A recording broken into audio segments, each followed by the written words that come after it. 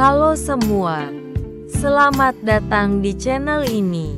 Hari ini kita akan membahas tentang pentingnya sistem manajemen energi, khususnya berdasarkan standar internasional ISO 50001/2018. Mengapa topik ini penting? Karena di era sekarang, konsumsi energi bukan hanya soal biaya, tapi juga soal keberlanjutan lingkungan.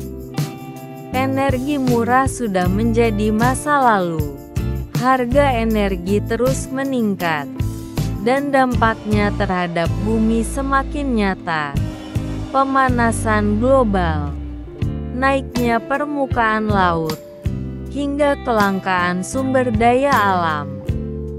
Oleh karena itu, mengelola energi dengan sistematis bukan lagi pilihan, melainkan kebutuhan. Latar belakang: konsumsi energi yang efisien membawa dua manfaat besar.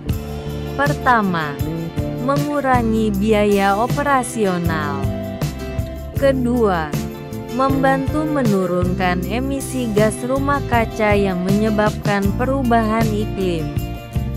Namun, banyak perusahaan yang masih kesulitan mengurangi konsumsi energi. Hambatan utamanya adalah kurangnya pemahaman, keterbatasan teknis, dan fokus yang lebih besar pada produksi daripada efisiensi. Inilah mengapa pendekatan sistemik melalui ISO 50001 menjadi sangat penting. Apa itu ISO 50001/2018? ISO 50001 adalah standar internasional yang membantu organisasi membangun sistem manajemen energi yang efektif. Standar ini mendorong perusahaan untuk meningkatkan efisiensi energi, mengurangi biaya energi, dan memperbaiki kinerja energi secara berkelanjutan. ISO 50001 dapat diterapkan pada semua jenis organisasi, tanpa peduli besar atau kecilnya. Mengapa perlu menerapkan ISO 50001? Manfaat dari penerapan ISO 50001 sangat besar. Di antaranya, meningkatkan pemanfaatan aset energi, membuka komunikasi yang transparan tentang penggunaan energi, mendorong perilaku hemat energi, serta mengintegrasikan pengelolaan energi ke dalam sistem manajemen lainnya seperti ISO 9001, ISO 14001, dan lainnya.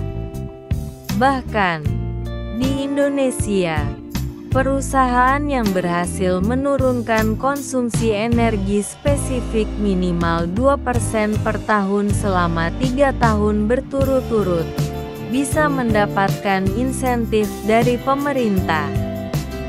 Prinsip utama sistem manajemen energi. Dalam ISO 50001, ada beberapa konsep kunci. Energi UC, di mana energi digunakan, misalnya untuk penerangan, ventilasi, atau produksi. Energi konsumtion, seberapa banyak energi yang digunakan. Energi efisiensi, seberapa efektif penggunaan energi dibandingkan output yang dihasilkan. Organisasi perlu memahami penggunaan energi yang signifikan, menetapkan baseline energi, dan mengembangkan indikator kinerja energi atau Energy Performance Indicators (ENPIS). Langkah penerapan ISO 50001. Ada beberapa langkah penting yang harus dilakukan. 1. Komitmen dan tim energi. Organisasi perlu membentuk tim energi lintas fungsi. termasuk bagian produksi, keuangan, engineering, dan operasional. 2. Identifikasi penggunaan energi signifikan. SES. Identifikasi alat atau proses yang menggunakan energi terbesar. 3. Penetapan baseline dan indikator kinerja energi ini digunakan untuk mengukur apakah ada peningkatan efisiensi dari waktu ke waktu.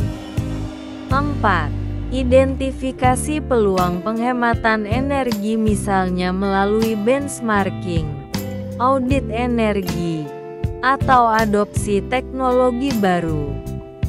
5. Pengendalian operasional menetapkan parameter operasi untuk menjaga konsumsi energi tetap efisien.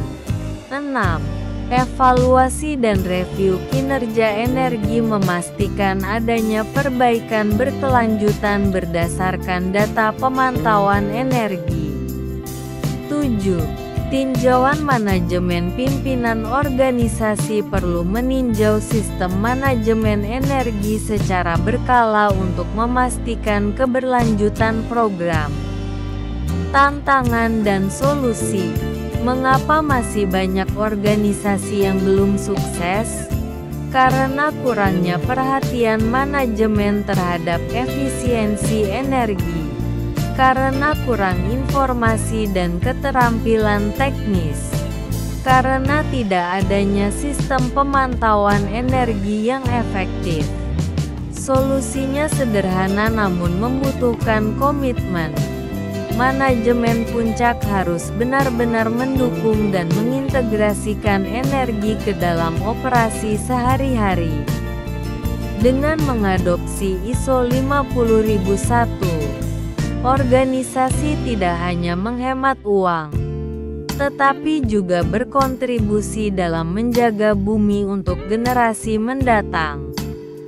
Mari kita mulai dari sekarang, mengelola energi dengan lebih baik, untuk masa depan yang lebih cerah. Terima kasih telah menonton.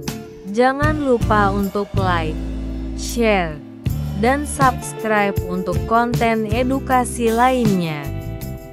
Sampai jumpa di video berikutnya.